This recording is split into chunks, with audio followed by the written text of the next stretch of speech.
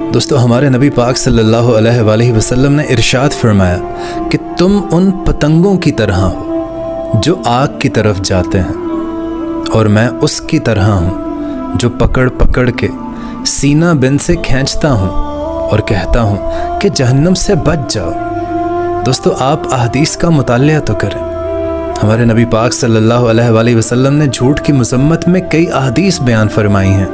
شراب نہ پیو، دلائل دیے ہیں، زنا، بدکاری، بددیانتی، چغلی، غیبت، یعنی میرے رسول صلی اللہ علیہ وآلہ وسلم نے ہمیں وہ سارے رستے بتا دیے ہیں جو ہمیں جہنم کی طرف لے جاتے ہیں کہ ان پہ نہ چڑھنا، اور ہمیں صلی اللہ علیہ وآلہ وسلم نے اس سڑک کا بھی پورا پتہ بتایا ہے جو سیدھی جنت کے دروازے تک جاتی ہے۔ اب ہم پر ہے کہ ہم کون سا راستہ اختیار کرتے ہیں۔